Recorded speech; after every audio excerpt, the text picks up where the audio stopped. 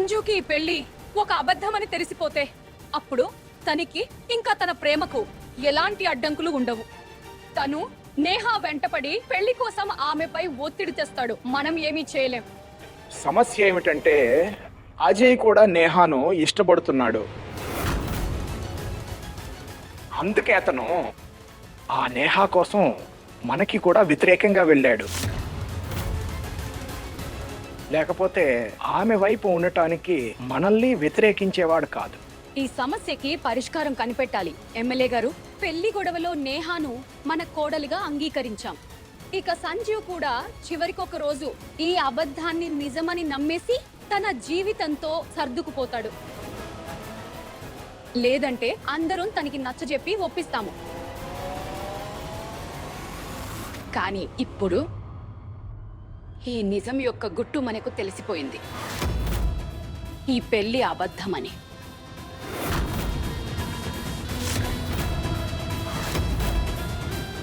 ఇంకా ఈ Neha tick tick అనే ఫ్యాన్ రెక్క లాంటిది. అది ఎప్పుడైనా పేలి మన కొడుకుల జీవితాలను నాశనం చేయొచ్చు. నేను నేహా శర్మను ఎంతగా నిస్సహాయరాల్ని చేస్తానంటే తనే స్వయంగా నా కొడుకుల జీవితం నుండి శాశ్వతంగా దూరం అయిపోతుంది. ఇంకెప్పుడు వీరి జీవితంలోకి తిరిగి రానే రాదు.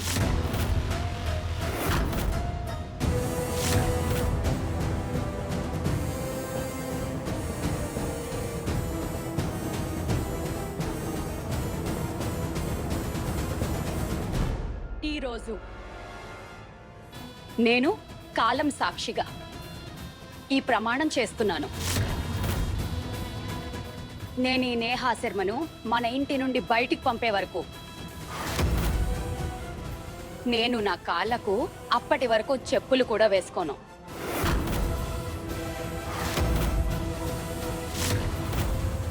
మీరు ఈ ప్రమాణాన్ని ఎలా పూర్తి చేస్తారు? వంటగది, గుడి తప్ప మీరు చెప్పులు లేకుండా ఉండలేరు అంటారు కదా. ప్రమాణం అనే ఈ త్రాసులో ఒకవైపు కోరిక, ఇంకా త్యాగాన్ని మరొక వైపు ఉంచాలి. అప్పుడే ఎక్కడైనా బరువు సమానమవుతుంది. ఇంకా మొక్కు కూడా తీరుతుంది.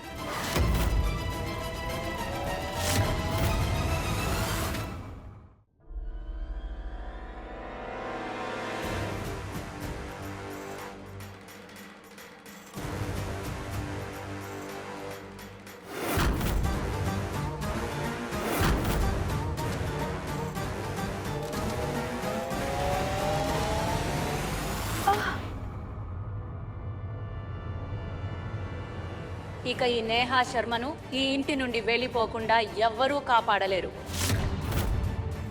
స్వయంగా నేహా శర్మ కూడా.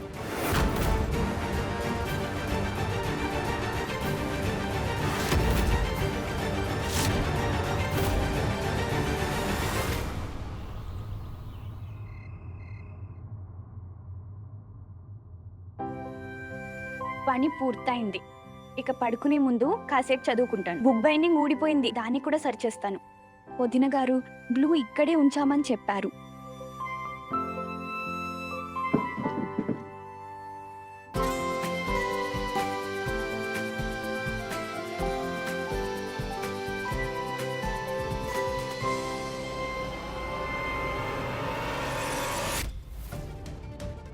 బాబోయ్, బాటిల్ ఓపెన్ గా ఉంది. గ్లూ అంతా చేతిపై పడింది. ఇది స్ట్రాంగ్ గ్లూ అని వదిన చెప్పారు. కడుక్కోపోతే అంటుకుపోతుంది.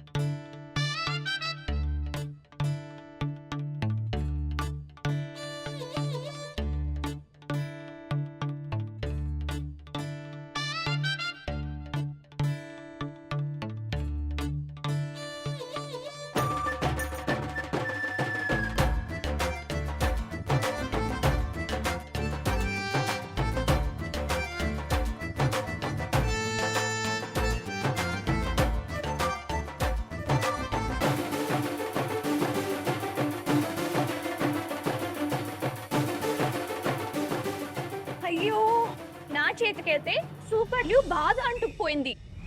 ఏంటి?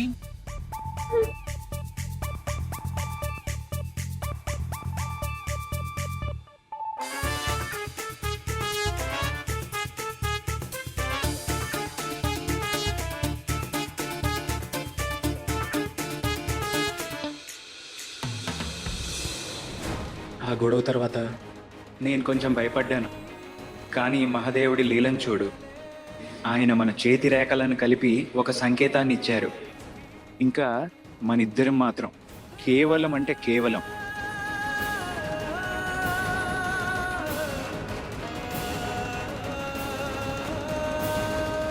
ఎవరో స్టాచ్యూ అన్నారు. ఏదైనా చేయండి, లేకపోతే మన చేతులు ఇలాగే అతుకుపోతాయి.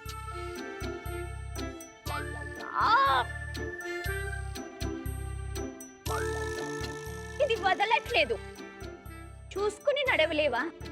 అవునా అండి, మీరు చూసుకుని నడవట్లేదు, ఆ నింద నాపై వేస్తున్నారా?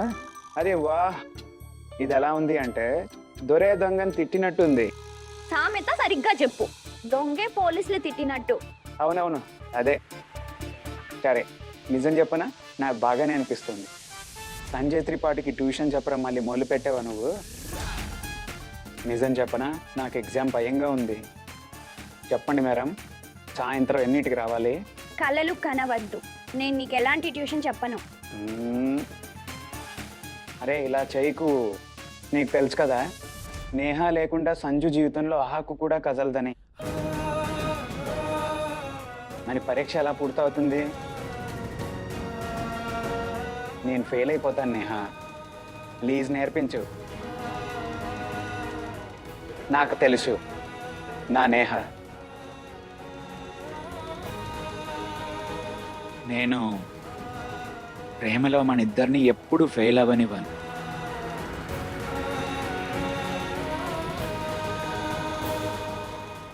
మనం ప్రతి పరీక్షలో పాస్ అవుతాం, ఇంకా జీవితంలో ముందుకు సాగుతాము.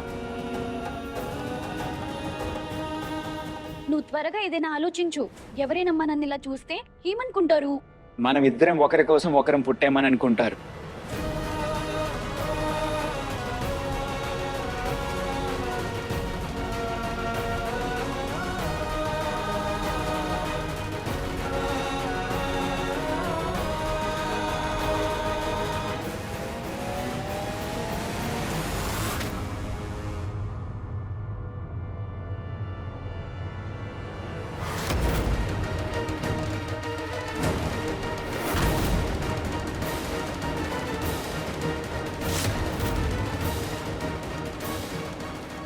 సంజు,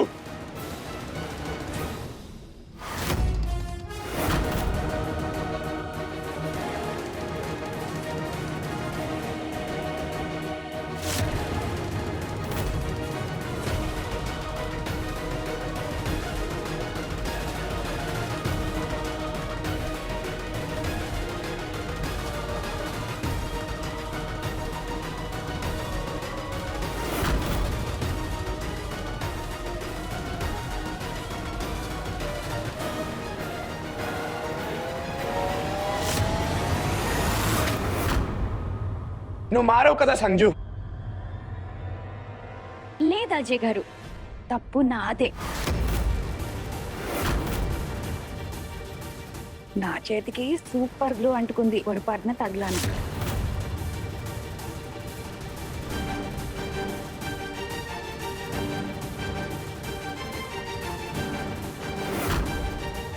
తృప్తి కలిగిందా? ఏంటజ్జు అన్నయ్య, అనవసరంగా బట్టీలోని బొగ్గుల వేడెక్కుతున్నావు? అరే పొరపాటున జరిగింది. అయినా చెప్పు, జరిగింది మంచిగా జరిగింది.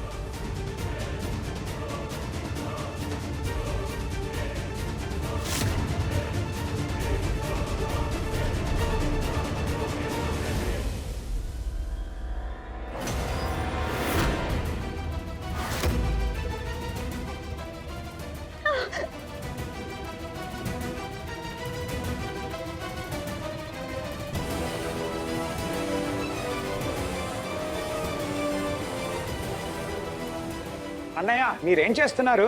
నేహ చేసిన తప్పును సరిదిద్దుతున్నాను.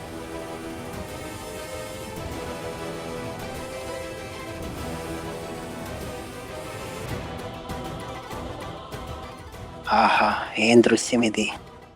ఇది మళ్ళీ జరిగే మహాభారతానికి సంకేతం. ఏం చేస్తున్నారు అన్నయ్య? ఇదిగో మళ్ళీ మొదలెట్టారు. దేవుడా, మళ్ళీ ఈ అన్నదమ్ముల మధ్య ఏ గొడవ జరగకూడదు. అన్నయ్య, నేహాకు నొప్పిగా ఉంది. మీకెందుకు అర్థం కావట్లేదు? నేహాకి ఎక్కువ నొప్పి. నీ వల్లనే ఆమెకు ఎక్కువ బాధ కలుగుతుంది. అర్థమైంది సంజు?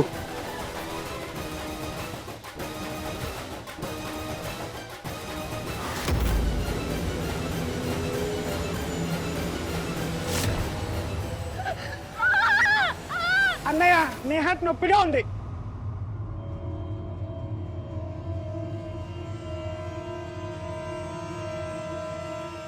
నీకేం కావాలి? ఇలా రాత్రంతా నేహా చేతికి చెయ్యి అతికించే ఉంచుతావా? కూర్చుంటా. నేహాకు నొప్పి కలిగించడం కంటే రాత్రంతా ఇలాగే కూర్చుంటాను.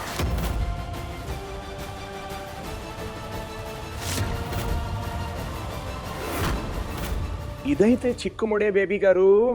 ఏం చేద్దాం? ఇప్పుడు నేనేం చెప్పాలి? ఇదంతా చూస్తుంటే నా బుర్ర పాడైపోతుంది. ఒక్క నిమిషం, అందరూ శాంతించండి.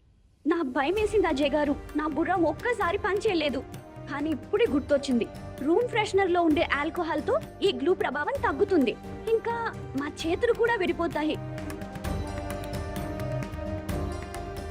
అరే హా, నిజమే. మరిగే నీటిలో ముఖం చూడటం ఎలాగో, కోపంలో సమస్యకు పరిష్కారం వెతకడము అలాగే కష్టం. ఇప్పుడే స్ప్రే తెస్తాను.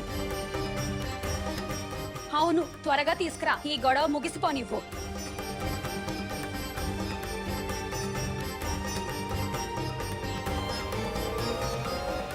ఒక్క నిమిషం అజయ్ గారు, అది వేయకండి.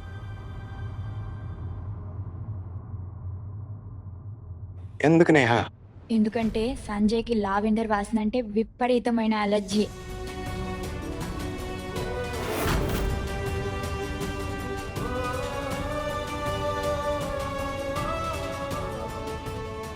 దేవుడా, ఇది నేను ఎలా మర్చిపోయాను? ఇప్పుడే తను విలవిలలాడిపోయేవాడు. హాస్పిటల్ కి వెళ్లాల్సి వచ్చేది కూడా. నేహా కోడలు టైంకి చెప్పడం మంచిదైంది, లేకపోతే ఏమయ్యేదో. చిన్నప్పటి ప్రేమ కదా నాన్నగారు.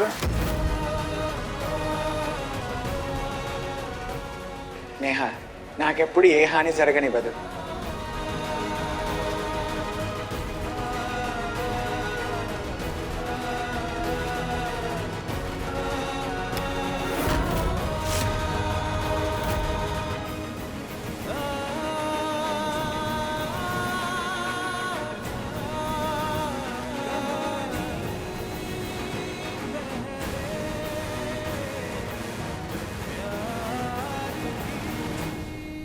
ఈ రోజు అద్భుతమే జరిగింది. అబద్ధపు పెళ్లిలో, అబద్ధపు బంధాల్లో కూడా వీరిద్దరూ నిజమైన నాటకాలు ఆడుతున్నారు.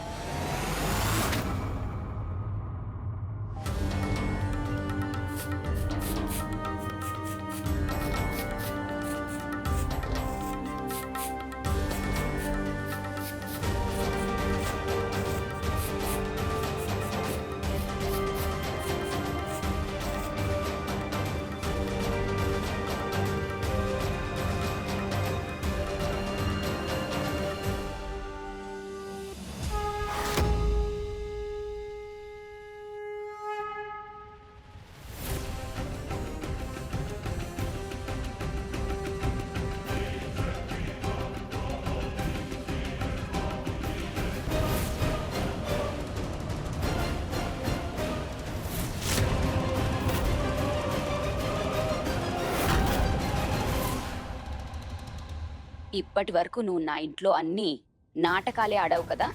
నకిలీ కోడలు నేహా శర్మ.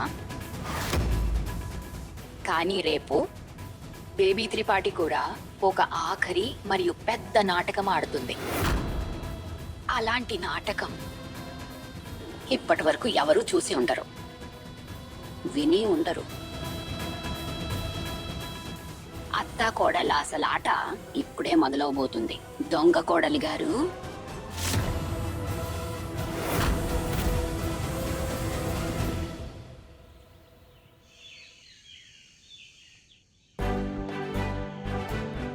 రండి రండి, త్వరగా ఈ బోర్డును లోపల పెట్టండి, దీన్ని ఇక్కడ పెట్టండి.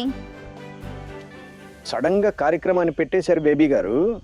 ఈ స్పెషల్ ఒకేషన్లో ఏది స్పెషల్ చేయలేము. అంతా బాగానే ఉంది బేబీ గారు, కానీ ఒకటి అర్థం కాలేదు. మీ మాటలు చేతలు రెండు వేరుగా ఎందుకు అనిపిస్తున్నాయి? అంటే బేబీ గారు, ఒకవైపు మీరు నేహానే మన కుటుంబం నుంచి బయటకు పంపాలి అనుకున్నారు, మరోవైపు ఊరి ఆడవాళ్లతో ఈ ముహుదికాయి వేడుకను ఘనంగా చేస్తున్నారు. మీ అసలు ఉద్దేశం ఏంటో కూడా చెప్పండి. సరైన సమయం రానివ్వండి ఎమ్మెల్యే గారు. నా ఉద్దేశం కూడా తెలుస్తుంది. దాని ఫలితం కూడా మీ కళ్ళ ముందే ఉంటుంది. నేను అత్తను. కోడల్ని వేలపై ఎలా ఆడించాలో నాకు తెలుసు. ఇక ఆడవాళ్ళను పిలిచే విషయానికొస్తే అంటారు కదా, ఆరదానికి ఆరదే పెద్ద శత్రువు అని. అందరి ఆడవాళ్ల ముందు ఒక ఆడది మరో ఆడదానిపై దాడి చేసినప్పుడు ఆ వినోదం రెట్టింపవుతుంది, కానీ దాని బాధ 100 రెట్లవుతుంది. ఒప్పుకున్నాను బేబీ గారు, మీరు నిరూపించారు ఒక పొలిటీషియన్ భార్యవని. ఇంకా వీటి నక్కర పెట్టండి. అవును, పక్కన కొంచెం జాగ్రత్త. ఇంకా మీకొక బాధ్యత ఉంది. అది ఎలా అయినా సంజు అజ్జులను ఈ వేడుకకి దూరంగా ఉంచాలి. అర్థమైంది బేబీ గారు, మీరు చింతించకండి. ఈసారి నేను మీకు వ్యతిరేకంగా అస్సలు వెళ్ళను. ఈ రోజు ఈ దొంగ కోడల్ని ఊరి ఆడవాళ్ల ముందు ఎంత అవమానిస్తానంటే చూడండి. ఆమె బ్రతికుండగానే చచ్చిపోతుంది, మన ఇంటిని వదిలి వెళ్ళిపోతుంది.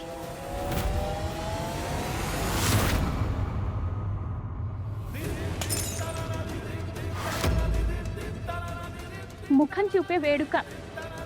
అవును నేహ, మమ్మీ కూడా నాకు ఉదయమే చెప్పారు. వాళ్ళ ఏర్పాట్లు మొదలు పెట్టేశారు. ఇప్పుడు ఏం చేద్దాం అజయ్ గారు? ఈ పెళ్లిని ఇంట్లో వాళ్ళని ఆపటానికి, ఒకరికొకరు హెల్ప్ చేసుకోవటానికే చేసుకున్నాం. ఇప్పుడు ఈ వేడుక జరిగి మన పెళ్లి గురించి అందరికీ తెలిసిపోతే మన సమస్యలు మరింత పెరిగిపోతాయి. అవును నేహ, నేను కూడా ఇదే ఆలోచించి టెన్షన్లో ఉన్నాను, ఏం చేద్దామని. సమాజానికి తెలిసిన తర్వాత ఈ నకిలీ పెళ్లి నుంచి బయటికి రావడం కష్టం. ఇంకా మీ కుటుంబానికి పెద్దలకు బంధాలు, చుట్టాలు, సమాజం, స్నేహితులు, ఈ లోకం తీరు అన్నీ చాలా ముఖ్యం. అన్నీ ముఖ్యమే అజయ్ గారు. ఎంతమందికి సమాధానం చెప్తాం? నేహ ప్లీజ్ నువ్వు చింతించకు, మమ్మీకి నచ్చ చెప్పడానికి నేను ట్రై ఈ చేస్తాను. వేడుక జరగకూడదని.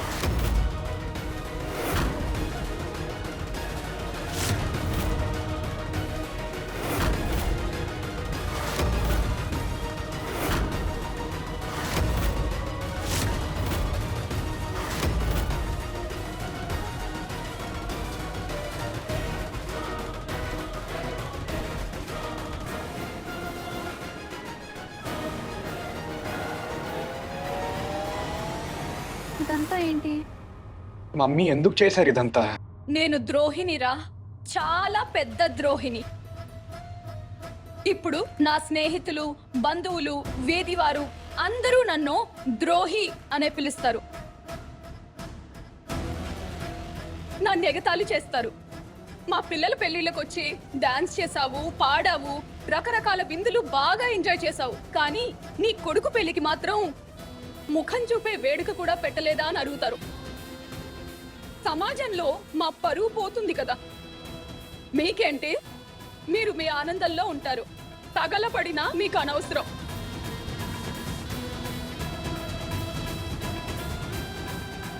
ఈ రోజుని చూడడమే తక్కువ. ఇక నేను ఇలాగే కుమిలిపోతూ బ్రతకాలి.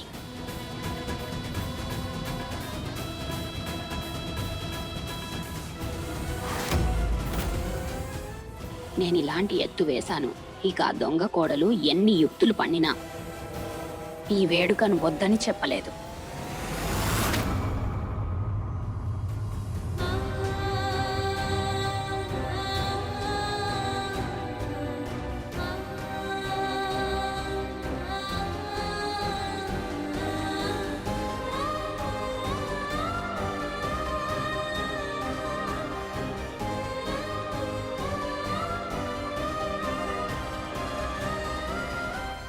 మీరేమనుకుంటున్నారో మీరెలా అనుకుంటే అలాగే అవుతుంది. మా మాటల వల్ల మీ మనసు నొచ్చుకుంటే మేమిద్దరం మిమ్మల్ని క్షమాపణ కోరుతున్నాము. మీ త్రిపాఠి కుటుంబం యొక్క గౌరవ మర్యాదలకు ఏ లోటు రాకుండా నేను నా వంతు ప్రయత్నం నిజంగా చేస్తాను. నీ ప్రతి కళని, ప్రతి కోరికని తీర్చడానికి నేను మనస్ఫూర్తిగా ప్రయత్నిస్తాను.